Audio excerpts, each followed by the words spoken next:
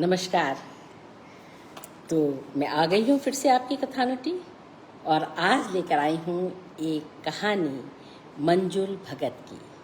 हम सब जानते हैं कि मंजुल भगत हमारे समय की महत्वपूर्ण कथाकार रहीं और उनका अनारों नाम का जो नाटक था वो तो सबने सुना और देखा होगा, मुझे पूरा यकीन है।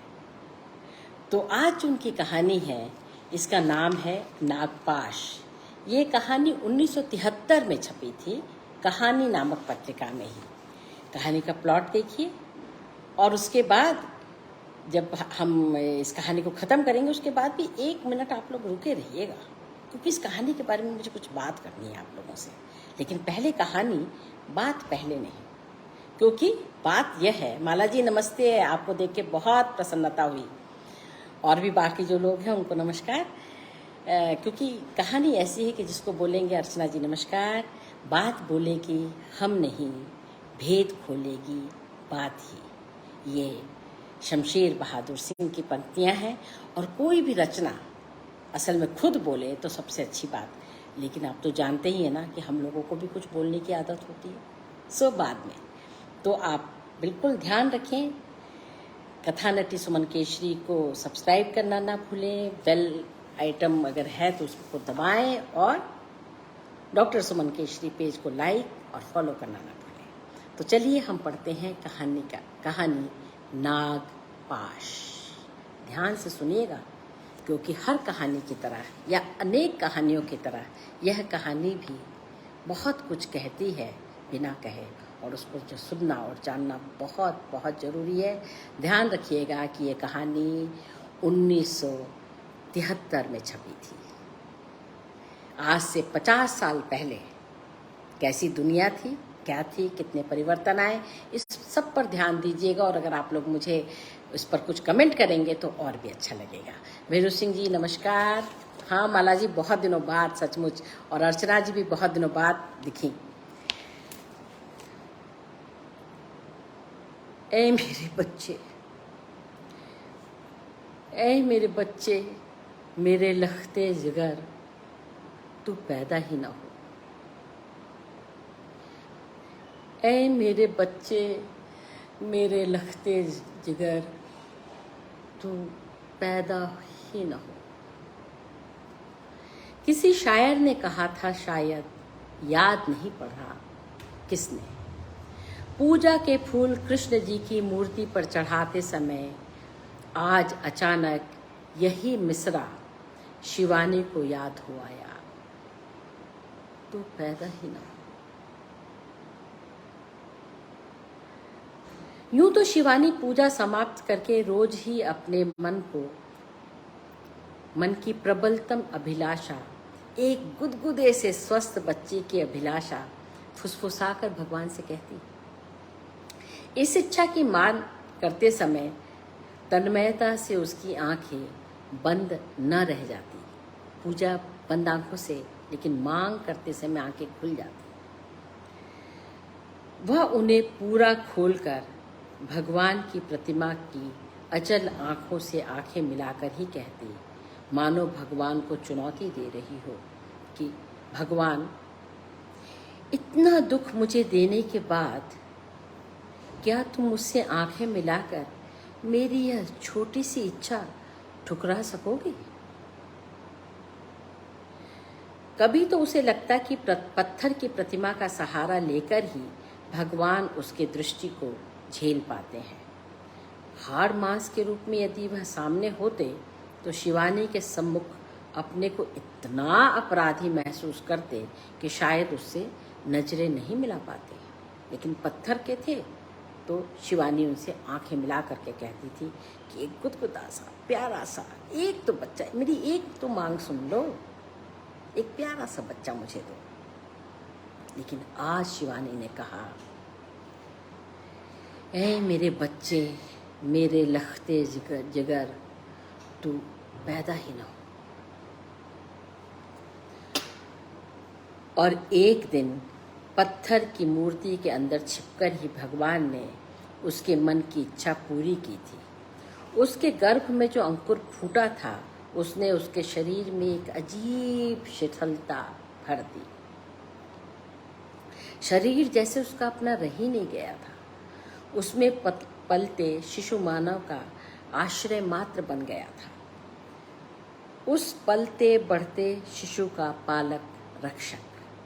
बोझिल बोझिल कदमों में गरिमा आ गई थी, वक्ष की सुडौलता पर मातृत्व की स्निग्धता छा गई थी। फिर मन के उल्लास पर अचानक भय का अंधकार छा जाता। इस आने वाले शिशु के कल्याण की शंका, अपनी सुरक्षा का भय। हे भगवान, यह ठीक नहीं हुआ। 9 महीने की लंबी अवधि कैसे गुजरेगी भला? कैसे जन्म होगा इसका? कैसे पलेगा इस वातावरण में? दुख झेलने को एक और निरीह प्राणी आ जाएगा, वह भी मेरी ही तरह इस विषय जाल में फंस जाएगा। उस विवेकहीन पुरुष से एक और प्राणी का संबंध स्थापित हो जाएगा। बाप और बेटे का रिश्ता, फिर वह भी मेरी तरह उस रिश्ते को कभी नहीं तोड़ पाएगा। इलास्टिक की तरह यह रिश्ता भी खिंचता रहेगा। इलास्टिक तो एक सीमा के बाद टूट जाता है, पर यह रिश्ता नहीं टूट सकेगा। अरे वह भी दुख के दलदल में धंसता चला जाएगा। बाहर निकलने को शायद हाथ पांव भी नहीं मारेगा, मेरी ही तरह। और आज भगवान की मूर्ति पर फूल चढ़ाते समय पता नहीं अर्धचेतन मन की कौन सी परत पर से तैरता हुआ यह मिसरा उसके मस्तिष्क में कौंधने लगा। ऐ मेरे बच्चे, मेरे लखते जिगर, तू पैदा ही ना हो, मत आ, तो मत आ। पूजा से उठकर शिवानी सीधा बिस्तर पर जा पड़ी। अर्धचेतन सी वह पड़ी रही। एक एक करके स्मृतियां आती रहीं, जाती रहीं। बेतरतीब बिना क्रम के स्मृतियों के टुकड़े सपनों से आंखों में तैरते रहे।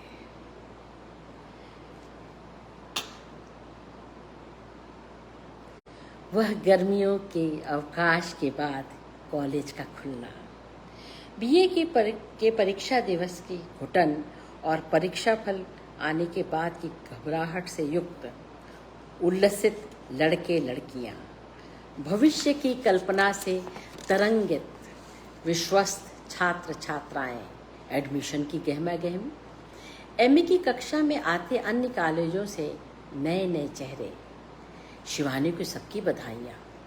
वह बीए में इंग्लिश ऑनर्स में सर्वप्रथम आई थी। नए छात्रों का उसे देखकर विस्मित होना, फिर उनकी फुसफुसाहट कभी धीमी कभी रंगमंच पर सुनाई पड़ने जैसी। यह बीए में फर्स्ट क्लास फर्स्ट। यार लगती तो स्टूडियस टाइप नहीं है, देखते नहीं कैसी चुलबुली सी है, काफी ग्लैमरस है। सुनकर शिवानी को हंसी भी आती और गर्व भी होता। सुंदर आकर्षक देह यष्टि और तीखे नयन नक्श, आहा, उन्हें सुरुचिपूर्ण ढंग से सजाने संवारने वाली किशोरी को क्या बुद्धिहीन होना चाहिए? क्या सुंदर लोग बुद्धिमान नहीं हो सकते? कुशाग्र बुद्धि छात्रा को क्या अपनी देह में रुचि होनी नहीं चाहिए? क्यों भला? या फिर शिवानी के उन्मुक्त कल कल करती हंसी, जीवन को भरपूर जीने की उत्कंठा ही शायद स्टूडियस टाइप की छवि से मेल नहीं खाती थी। अचानक शिवानी की उस हिलोरे लेती कल कल छल छल करती नदिया में एक पत्थर आकर गिरा, जिसने उसकी तरंगों को क्षत विक्षत कर दिया और उसके वक्ष को चीर कर उसमें समा गया। प्रशांत उसी कक्षा का छात्र था, सुदर्शन भी था, प्रफुल्ल मन भी, जीवन को हल्का मजाक समझने वाला। कक्षा में प्रोफेसर साहब का लेक्चर सुनते सुनते उसी प्रशांत की नज़र अक्सर शिवानी के मुख पर टिक जाती, जैसे किसी खाना बदोश के आवारा कदम अचानक अपनी मंजिल पा जाएं।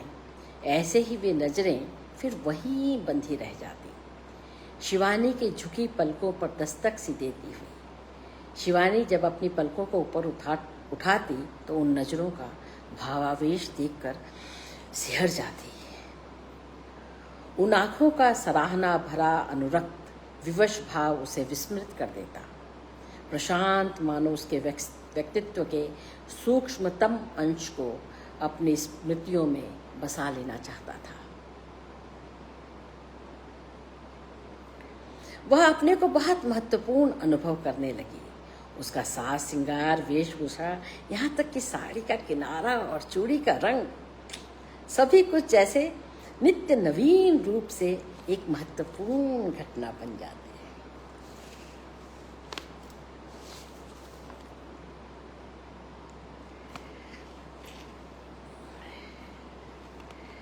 प्रशांत की ठहरी हुई निगाहें उस पर और टिक जाती।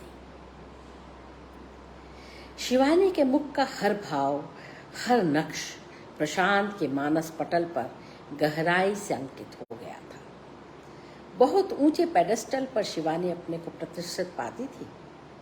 हर दिवस दोनों के लिए एक नई अनुभूति लेकर आता। प्रशांत की अनुपस्थिति में शिवानी के लिए जीवन केवल श्वेत और श्याम स्केच भर रह जाता और उसके आते ही उस स्केच में अनेक उत्तेजनापूर्ण अनुराग भरे रंग भर जाते।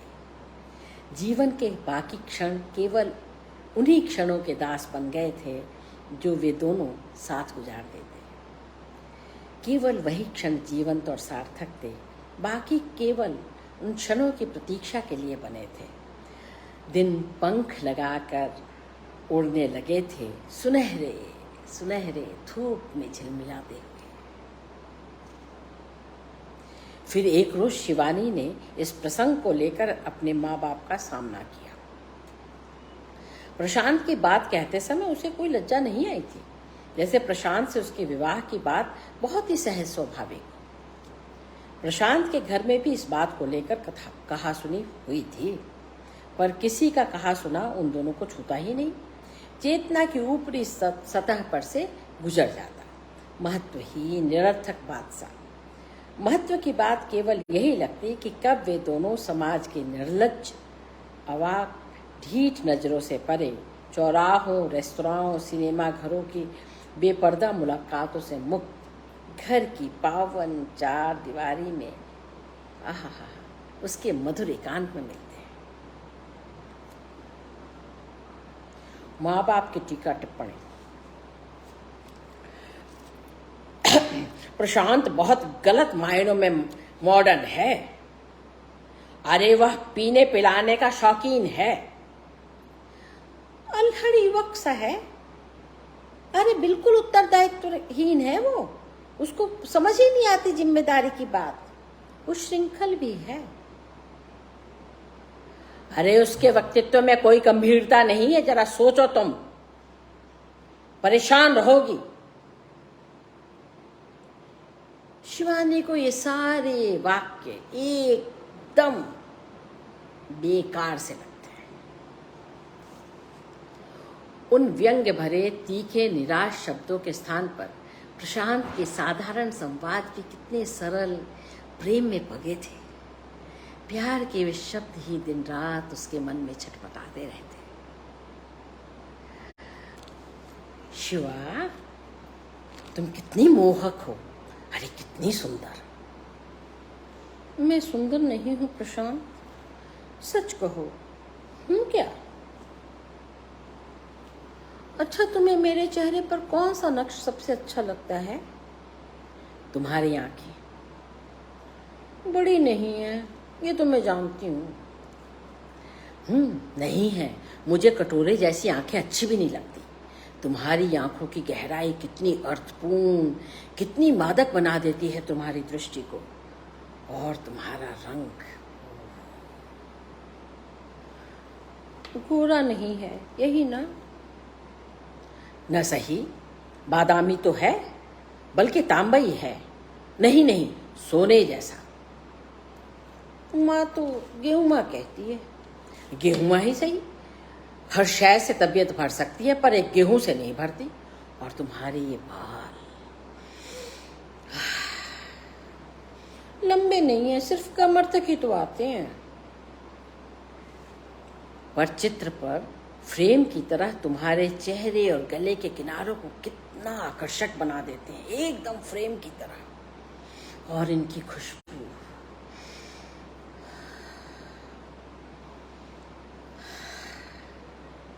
और प्रशांत शिवानी के लहराते बालों में मुंह छिपाकर मदहोश हो जाता। किसी की आहट पर फिर यह तंद्रिल जादुई क्षण बिखर जाता। स्मृतियों में शिवानी उन्हीं क्षणों को समेट कर जीती रहती। उन दिनों बात बात पर शिवानी और शैलजा के बीच बहस छिड़ जाती। किसी प्रेम को लेकर, कामकाजी नारी के घर, बच्चों और पति के प्रति दृष्टिकोण को लेकर, ममता और बच्चों की परवरिश, यहाँ तक कि नई पीढ़ी की नई समस्याओं को लेकर भी हर विषय पर अलग विचार रखना और इन्हें एक दूसरे पर थोपते रहना जैसे उनके लिए खेल सा था। विचार मतभेद से दोनों के बीच कभी कोई कटुता नहीं आई। एक रोज शैलजा प्रशांत के व्यक्तित्व को ही ले बैठी। शिवा, तुझे प्रशांत का मॉडर्न सोसाइटी के हर रंग से अपने को एकाकार कर लेना क्या अच्छा लगता है? शैलजा ने पूछा। यदि प्रशांत मॉडर्न सोसाइटी से इतना प्रभावित होता तो वह मेरी ओर आकर्षित ही क्यों होता? मैं तो अपने पहनावे, साज श्रृंगार में भारतीयता का ही आभास देती हूं ना, शिवा ने कहा। वह तो opposite poles attract each other वाली कहावत का प्रमाण है, मगर इस विपरीत के आकर्षण में प्रशांत अपने व्यक्तित्व को डुबो देगा, यह तुमने कैसे समझ लिया? बात केवल पहनावे तक की नहीं है शिवा, उसका हर खुशी के मौके पर छलकते जाम से ही सेलिब्रेट करना तुम्हें अच्छा लगता है? शैलजा ने फिर आपत्ति की। वह तो केवल एक खुशी का एक्सप्रेशन है जो और नवयुवकों को करते देख वह भी करता है, शिवा ने उत्तर दिया। यानी तुम्हारा प्रशांत इतना इम्प्रेशनेबल है कि डरता है कि यदि वह यह सब ना करे तो मॉडर्न यंग मैन उसको दकियानुसी कहेंगे, शैलजा का प्रश्न। हो सकता है शैल, प्रशांत अभी कुछ इमेच्योर हो। शिवा प्रशांत पर किए प्रहार को बचा रही थी।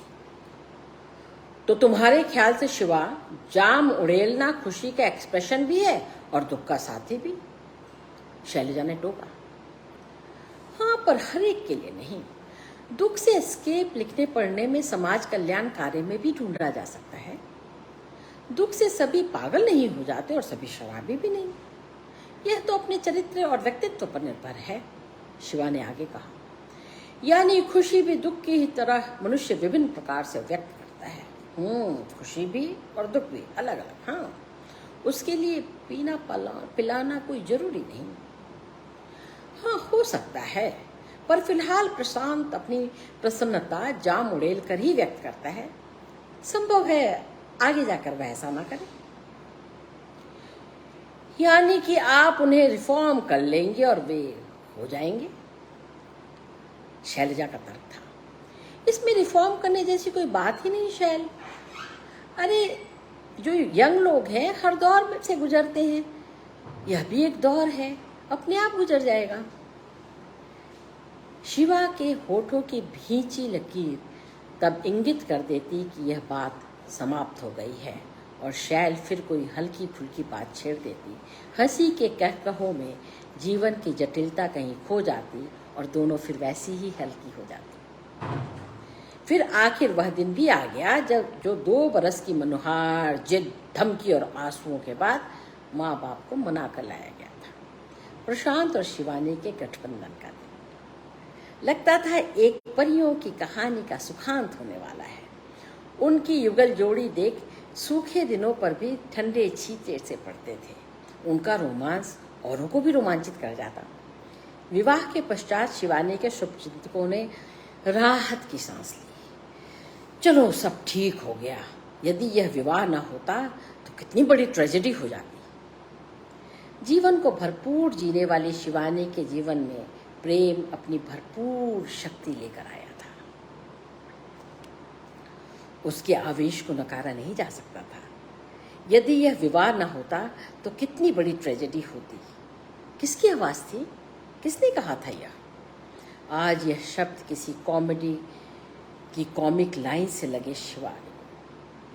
कैसा व्यंग था, कितना तीखा। बिस्तर पर पड़ी हुई आज की शिवानी और कॉलेज की शिवानी में कुछ कम ही समानता रह गई थी। उसी से आखिर शिवानी का विवाह हो गया था जिसके बिना भी वह जी नहीं सकती थी। उसी को समाज ने उसका जीवन साथी बन जाने की सहर्ष अनुमति दे दी थी और यही तो शिवानी की ट्रेजेडी थी। मालूम नहीं शैलजा कहाँ होगी। उसकी सहपाठनी शैलजा का आंसुओं से भरा चेहरा उसके सामने घूम गया। लाल सूजी हुई आंखें, कांपते होठों से कह दिया था, जैसी आपकी मर्जी। और शैलजा का विवाह उस पतले दुबले छोटे कद के अनाकर्षक व्यक्ति से ही हो गया था जिसे उसके भाई भावज ने उसके लिए चुना था। उसके पति का नाम भी कितना फीका था, सत्यबोध। उस नाम को तोड़ मरोड़ कर छोटा करके भी मधुर नहीं बनाया जा सकता था। सत्यबोध, ये कोई नाम हुआ भला? राकेश के ऊंचे कद, चौड़ी छाती और उन्नत ललाट के बाद कैसे शैलजा को यह मुनहैना सा इंसान पसंद आया होगा। राकेश शैलजा की पसंद था।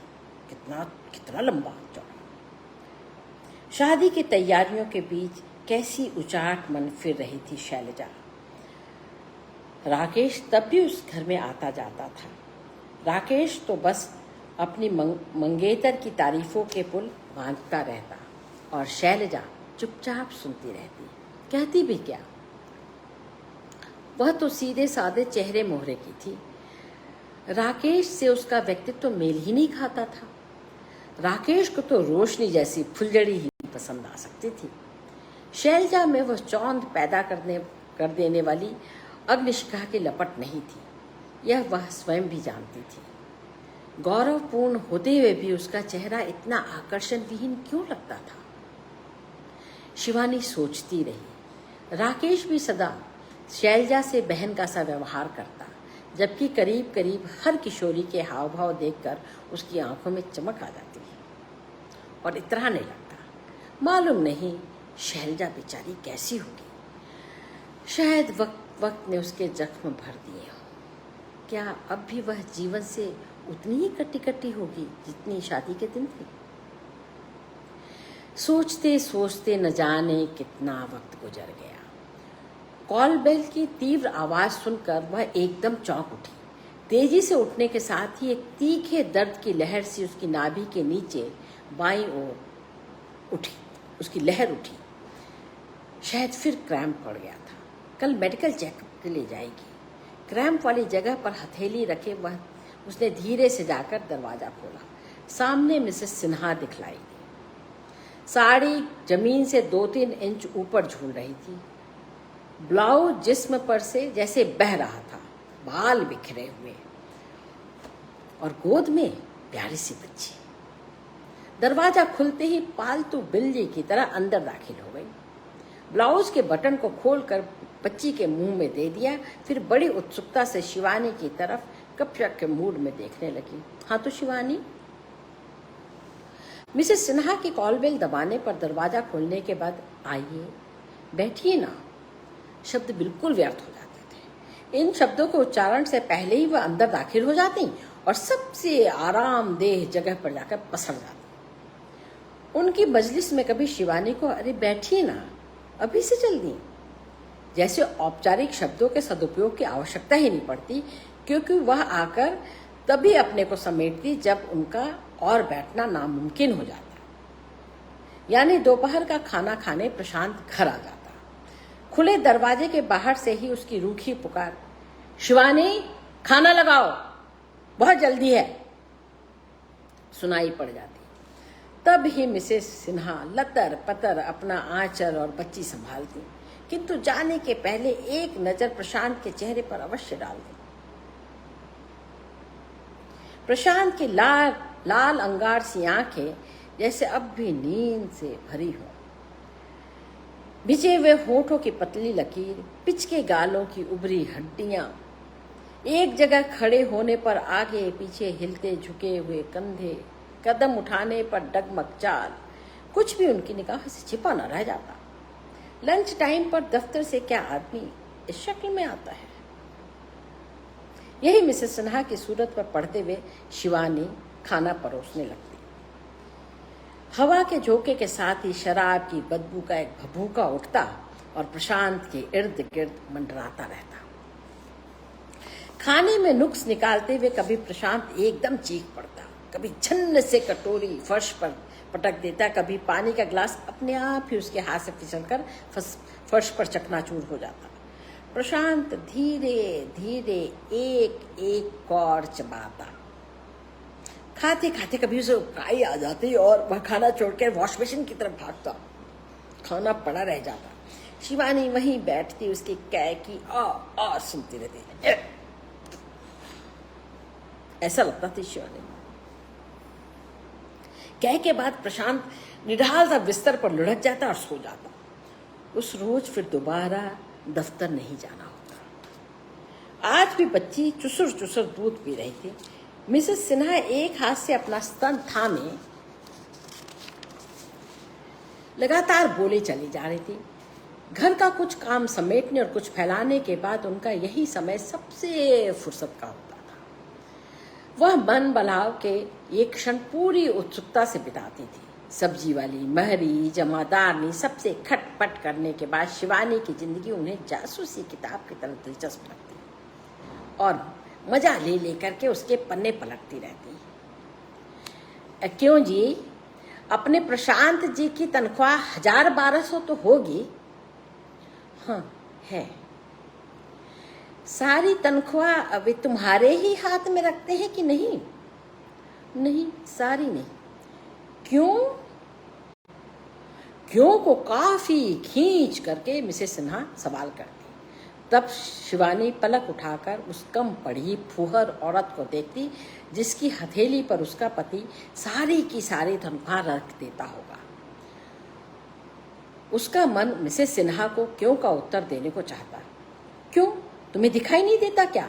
शराबी को सबसे ज्यादा जरूरत पैसों की होती है और अपनी उस जरूरत के सामने वह किसी और की जरूरत को कुछ नहीं समझता। मिसेस सिन्हा तब सद्बुद्धि देती।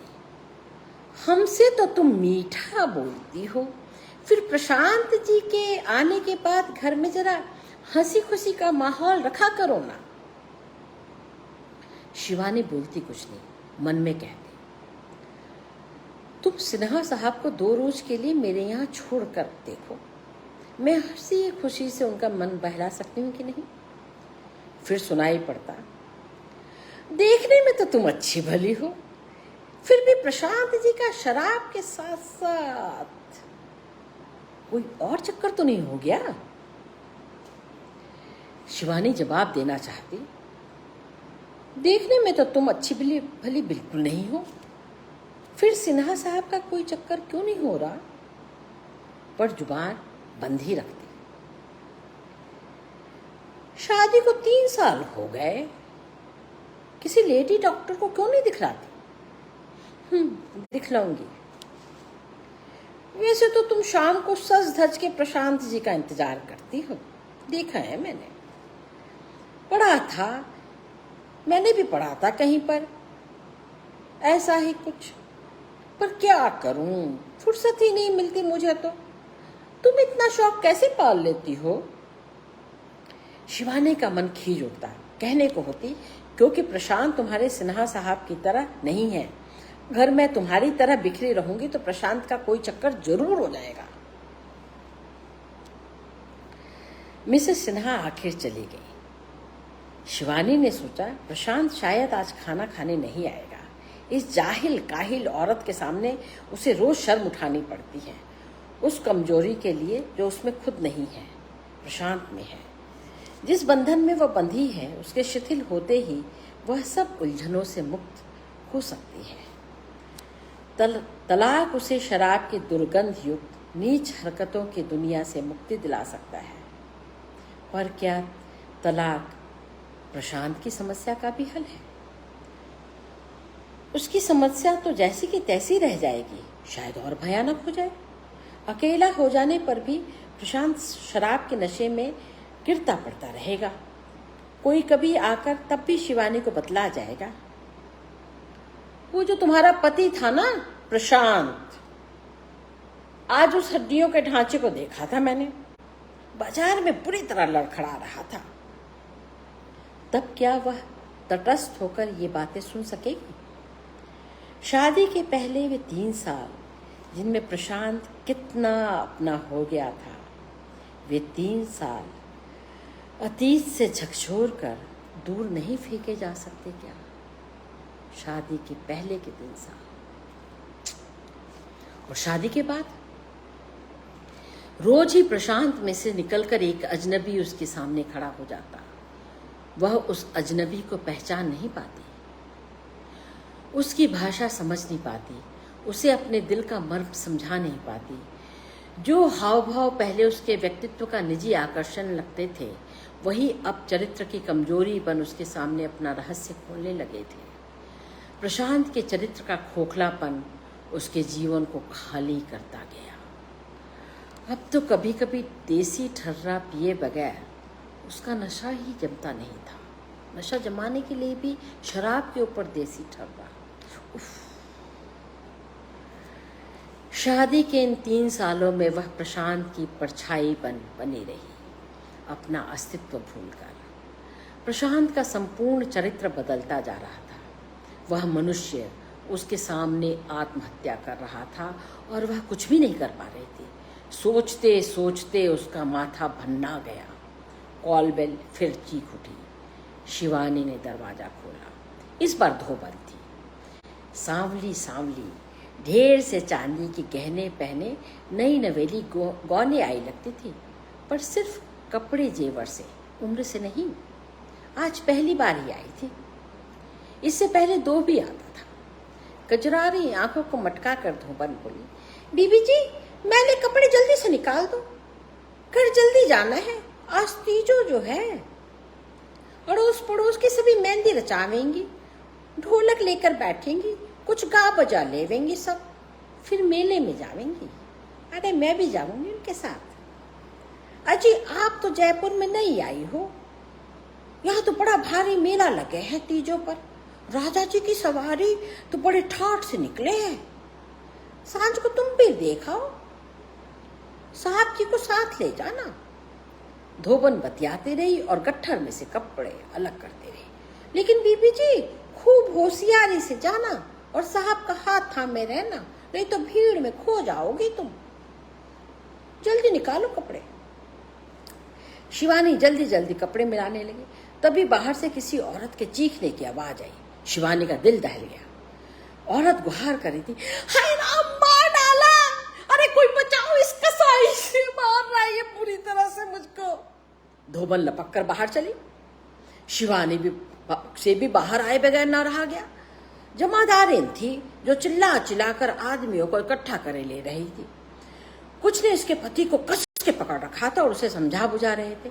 जमादारिन दूर खड़ी बुक्का फाड़ कर रोई जा रही थी और चीखे जा रही थी, अरे बचाओ मुझे, आंसू मार ही डालेगा। सब कुछ देख समझकर धोबन वापस कमरे में आकर मैले कपड़ों को छांट करने लगी। शिवानी ने पूछा, उसे क्या हुआ? कुछ नहीं बीबी जी, उसके जमादार ने एक आध झापड़ लगा दिया होगा, उसी का हल्ला मचाए रही है। जुबान की तेज औरत है, कैची सी जुबान चलावे है। अब मुंहजोरी करे पर तो आदमी को लुगाई पर गुस्सा आ ही जावे है। गलत कह रही हूं क्या मैं? जल्दी जल्दी गठरी बांधकर धोबन चल दी। शिवानी को वह रात याद हो आई जब नशे में पागल प्रशांत ने बहस करते करते तड़ाक से शिवानी की गाल पर एक तमाचा जड़ दिया था। गुस्से और अपमान से उसका मुख लाल हो गया था। उस अपमान को पीकर झट उसने कमरे की खिड़कियां बंद कर दी थी, दरवाजे का पर्दा खींच दिया था। कहीं किसी ने देख तो नहीं लिया, क्या सोचेगा कोई। छी, ऐसी गंवार हरकत। और इस जमादारनी ने पल भर में मोहल्ला इकट्ठा कर दिया। शिवानी ने सोचा, तो मध्य वर्ग की शिक्षिता महिला ही सबसे बड़ी अबला है, मान मर्यादाओं के नीचे कुचली हुई। शिवानी कपड़े संभाल रही थी, दरवाजा धोबन खुला ही छोड़ गई थी और शिवानी को बाहर दो आदमियों की तू मैं सुनाई पड़ी। जमादारिन को बिसूरना कुछ धीमा हो गया था। एक आवाज प्रशांत की थी। दरवाजे की फांक से शिवानी ने बाहर झांक कर देखा। दूसरी आवाज रिक्शे वाले की थी। वह काला और लंबा चौड़ा था, पर सीने से लथपथ बनियान छाती से ऊपर तक रोल किए हुए खूब गर्म हो रहा था। बाबू, रेट चाहे जो हो, पहले ठहराया होता। कुछ होश भी है? कहां कहां से घुमा फिरा के लाए हो? प्रशांत लहरा रहा था और गर्म हो रहा था। बेईमान कहिएगा, लूट मची है कोई। जो रेट सारे जयपुर में है वही मैं दूंगा तुम्हें। रख लो बाबू अपने पास ही से भी। और रिक्शे वाला वाकई पैसे लिए बगैर ही चल दिया। हे राम, शाम की शुरुआत हो गई। अब देखो आखिर क्या होता है। रिक्शे वाले से निपटकर प्रशांत आंधी की तरह घर में घुसा और पलंग पर औधा पसर गया। कपड़े रखकर अलमारी बंद करते हुए शिवानी ने धीरे से पूछा, क्या खाओगे प्रशांत? कुछ नहीं। आज दोपहर भी नहीं आए तुम? नहीं आ रहा।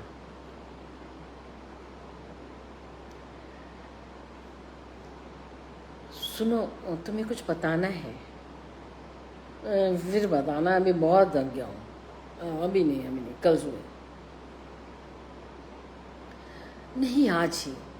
रोज सवेरे तुम्हें दफ्तर की जल्दी होती है, दोपहर को तुम कांड बचा कर जाते हो और फिर शाम को आते हो तो नशे में। तो कब बताऊंगी? अभी बताऊंगी मैं।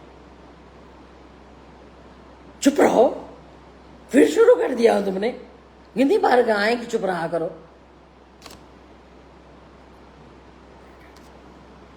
जाओ तुम जाओ।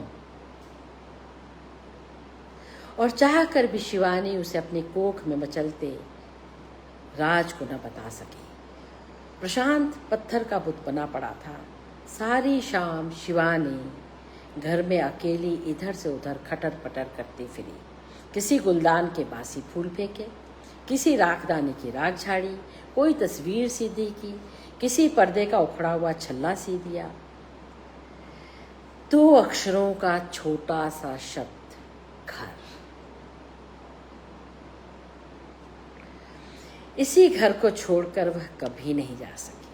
बहुत बार सोचा, अब यहाँ नहीं रहेगी, पर यह घर और यह प्रशांत उसे ऐसे नागपाश में जकड़े हैं जिससे अपने को वह छुड़ा नहीं पाती। विरक्ति से उठे हुए उसके कदम प्रशांत के एक स्नेहिल चुंबन से, कुशलता से सजाए इसी घर के किसी आकर्षक कोने से रुक जाते हैं। कैसा है ये मोहपाश? कभी कभी प्रशांत का नशा जब हल्का होता है, वह उसे सिनेमा भी ले जाती है, बाजार भी, दावत, शादी, ब्याह, सब जगह, हर जगह प्रशांत सबसे अलग दिखलाई देता है और कोई ना कोई बेकार हरकत कर ही देता है। पर इसके बावजूद शिवानी की जिंदगी की नकल जारी है। यह जिंदगी नहीं, नकल है। जिंदगी में जो जो और करते हैं वह भी करती जा रही है, किंतु उसका जीवन सत्य नहीं है, केवल जीवन की नकल भर है। कितनी ताजा याद है, अभी पिछली दिवाली की ही तो। त्योहार की उमंग में आकर उसने असंख्य दीप शिखाओं से घर को जगमग कर दिया था। चारों तरफ दिवाली की जगमग, गहने कपड़ों में दहकती शिवानी और त्योहार से बेखबर चीखता चिल्लाता हुआ प्रशांत। तब भी हार नहीं मानी थी शिवानी ने। उसी समय उसने शादी की सालगिरह भी मनाई थी। 8-10 चहकते स्वतंत्र तबीयत के मित्र दंपतियों को रात के खाने पर आमंत्रित किया था। सब कुछ भुलाकर कमरों को खूब सजाया था। खाने की मेज तो नुमाइशी लग रही थी। रंग बिरंगा कई आकारों में कटा सलाद, तांबे के शमादान में रोशन मोमबत्तियाँ, कट ग्लास के ट्रे में तैरते फूल, चांदी के बर्तनों को निकालकर सिलवों से खूब चमकाया था। खुद भी शिवानी खूब सजी संवरी थी। अजंता स्टाइल का बड़ा सा जूड़ा बनाया था। सब मेहमान खूब बड़े बड़े गुलदस्ते लेकर पहुंचे थे। उनकी बधाइयाँ, छेड़छाड़ और कहकहों के साथ शाम खूब गुजरी थी। रात के 12 बजे तक जमघट रहा था। जाते जाते सब चुटकियां ले रहे थे। सबको विदा करके शिवानी मस्त सी बेडरूम की ओर चली थी। अंग अंग से यौवन फूट रहा था। उसके शरीर की रग रग प्यार मांग रही थी। पहने हुए कपड़ों को अस्त व्यस्त फेंक कर उसने एक प्याजी रंग की लेस की नाइटी पहन ली। शीशे में उतरे अक्स ने उसके यौवन की मादकता को दोहराया। तभी बाथरूम से झन्न से कुछ गिरा, टूटा और शायद कई टुकड़ों में बिखर गया। उसके हाथ नाइटी की वो बांधते बांधते थम गए। दिल की धड़कन पल भर को रुकी, फिर कुलांचे मारने लगी। तभी बाथरूम के दरवाजे पर लड़खड़ाता प्रशांत कदम कदम मुश्किल से उठाता, कभी दरवाजे का पलरा, कभी अलमारी का सिरा, कभी पलंग का सिरहाना पकड़ता सहारा लेता अपने पलंग पर पहुंचा और उस पर औंधा हो फैल गया। उसकी मूर्छा फिर सुबह ही टूटी थी। शिवानी के अंतर में भी कुछ टूटा और बिखर गया था। अपने को एकदम बहुत थका सा महसूस किया उसने। अपने बिस्तर पर पड़े पड़े वह प्रशांत का हाथ धीरे धीरे सहलाने लगी थी। बहुत अकेली महसूस कर रही थी।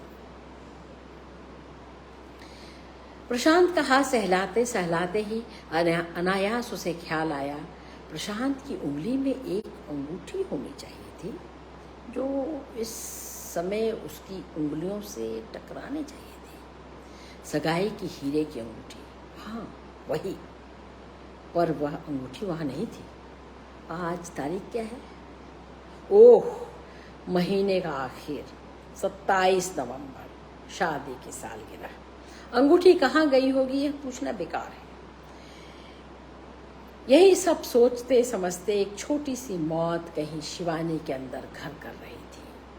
आज रात वह उस मौत का शोक मनाएगी। फिर कल सब कुछ वैसे के वैसा हो जाएगा। जीने की नकल जारी रहेगी। शिवानी, खाना लाओ। प्रशांत की आवाज सुनकर शिवानी चौंक गई। अरे 8 बज गए। उनका नशा शायद अब टूटा है। अब खाने की रस्म अदा होगी। दोनों से कुछ खाया नहीं जाएगा, पर रस्म तो अदा करनी ही होगी। अपने आप से कहते हुए वह खाना गर्म करने चल दी। तभी कॉल बेल एक बार और बजी। शिवानी ने ही दरवाजा खोला। सामने शैलजा खड़ी थी और उसके पीछे वही छोटा सा आदमी, उसका पति। अरे तू यहाँ कहाँ? शिवानी के मुंह से निकला। शैलजा खुशी से उससे लिपट गई। मालूम है, तेरा पता तेरे पिताजी के घर से चलाया और यहाँ पहुंच गई। हम लोग जयपुर घूमने आए हैं। तीनों बच्चों को सास के पास से दिल्ली छोड़ाई। अरे तेरे मिस्टर कहाँ हैं? मिला तो जरा। शैलजा का चहकना बीच में ही रोककर शिवानी बोली, अरे अंदर तो आ, कि दरवाजे पर खड़ी खड़ी सारे बातें कर लेगी। आइए सत्यव्रत जी, अंदर आइए। सब अंदर चले गए। शिवानी ने देखा खूब भर गई थी शैलजा। कभी आकर्षक न लगने वाली शैलजा न जाने कहाँ से इतना लावण्य चुरा लाई थी। बात बात पर शैलजा हंसती और वह मुनहना सा आदमी बड़े लाड़ से शैलजा की तरफ देखता था, जैसे उसकी एक एक बात से मोतियों की लड़ी पिरो रहा हो। प्रशांत भी बैठक में आ गया था। सत्यबोध से हाथ मिलाकर बैठा था कि शैलजा फिर चहकने लगी। अरे प्रशांत, क्या गैर गैर से मिल रहे हो? तुम्हारी प्रेम प्रेम कहानी में तो मिस्टर मेरा हाथ भी है। मेरे बिना शिवानी से ना मिल पाते तुम। शैलजा बोलती रही और प्रशांत मंद मंद मुस्कुराता रहा। जाने कौन सी दुनिया की बातें कर रही थी शैलजा। फिर सबने खाना खाया। फिर मिलने का वादा लेकर ही शैलजा और सत्यबोध वहां से गए। शैलजा आई जैसे ताजा हवा का एक झोंका आया, और उसके जाने के बाद वही पुरानी घुटन कमरे में फैल गई।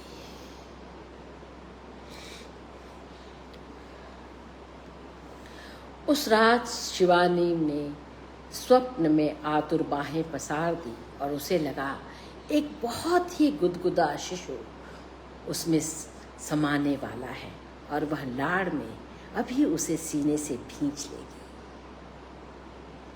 पर वह बच्चा दिखलाई नहीं दिया। सिर्फ बाहों के घेरे के बाहर कहीं उसकी मौजूदगी का एहसास भर हुआ। बाहों की आतुरता वैसी ही बनी रही और आंख खुल गई। पास ही गहरी नींद में सोए पति की छाती से वह लिपट गई।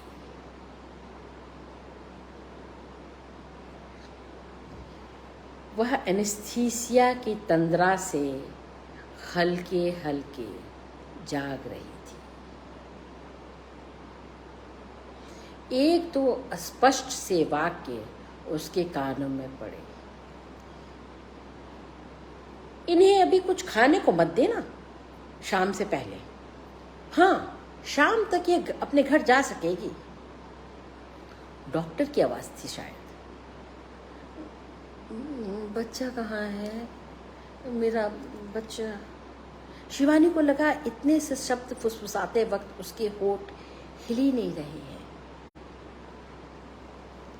कैसा बच्चा? डॉक्टर बोल रही थी। अरे भाई, आपने तो क्यूरेटिंग कराया है। आप जाइए डॉक्टर, मैं संभाल लूंगी। नर्स के कहने पर डॉक्टर चले गई। नर्स ने शिवानी का सिरहाना ठीक से लगा दिया, चादर संवार दी और पास ही कुर्सी पर बैठ गई। बोली, अब ज्यादा हल्ला मत करो, चुपचाप आराम करो। तुम्हें मालूम है गर्भपात अवैध है, पता है ना? तुम पर तरस खाकर ही डॉक्टर मान गई थी। तुम तो खुद ही आकर एडवांस पेमेंट कर गई थी, याद नहीं है क्या तुम्हें? तो अब फिर क्या हो गया? बच्चा बच्चा कर रही हो। शिवानी चुपचाप सुने जा रही थी। उसे सब कुछ याद आ गया। अपने बच्चे को, जिगर के टुकड़े को तरसती हुई लंगड़ी जिंदगी जीने से बचाने का फैसला उसका अपना था। वह नहीं चाहती थी कि वो तरसती हुई लंगड़ी जिंदगी जिए। इसीलिए उसे जन्म से पहले ही उस नागपाश से मुक्त कर दिया उसने। वह नागपाश, वही नागपाश जिससे वह जकड़ी हुई थी। आंखों से बहती आंसुओं की झड़ी उसी अजन्मी संतान की मौत का शोक मना रही थी, जिसे उसने जबरन अपनी कोख से निकाल फेंका था। उसके और प्रशांत के शरीर का खो, उनके प्रणय का प्रेमोपहार वहाँ इसी कमरे में उस बाल्टी में पड़ा था।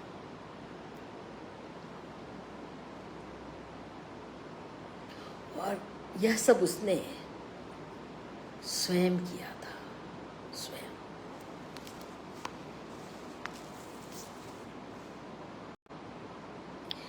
इस कहानी को पढ़ते हुए, जैसा कि मैंने कहा कि मैं कुछ बात करना चाहती हूँ, इस कहानी को पढ़ते हुए मुझे ग्रीक एक पात्र हैं, चरित्र हैं, मीडिया की याद आई। मीडिया ने अपने बच्चों को मार दिया था, अपने पति से बदला लेने के लिए, अपनी सौत से बदला लेने के लिए। और उस पर एक फिल्म बनी थी, ड्रीम ऑफ पैशन। वो फिल्म बनी थी 1978 में। और उस फिल्म में मीडिया का एक नाटक एक स्त्री कर रही है, वो मीडिया का चरित्र कर रही है। और उसी समय दरअसल एक कांड हुआ था जिसमें एक स्त्री ने अपने पति से गुस्से में आकर के अपने 3 बच्चों की हत्या कर दी थी। ये कहानी 1973 में लिखी गई थी। इस बात को हम ना भूलें। और कैसी गहरे दुख की, विरक्ति के उस भाव की कहानी है जिसमें एक औरत जिसको बच्चे की इतनी चाव है, जिसके रक्त मांस में बच्चा पल रहा है, उसे इसलिए कि कहीं वह बच्चा भी उसी तरह दुख ना झेले, उसी तरह कष्ट ना झेले, उसी तरह लापरवाही का शिकार ना हो, उसे वह मार देती है, गर्भपात करवा लेती है। अजीब कहानी है यह, अजीब है लेकिन सच से बहुत दूर नहीं। जिंदगी इसी तरह के सचों से बनी है। और हम यह ना भूलें कि घर जो 2 शब्दों से बनता है, वो 2 प्राणी, पति पत्नी, पार्टनर्स मिलके बनाते हैं, वरना तो घर नागपाश ही होता है और उससे भागने को न केवल मन बल्कि पैर व्याकुल रहते हैं। कैसी लगी ये कहानी बताना मत भूलिएगा और कथानटी सुमन केशरी के चैनल को सब्सक्राइब जरूर कीजिएगा। अगली बार एक अन्य कहानी के साथ आपके सामने उपस्थित होंगी। नमस्कार।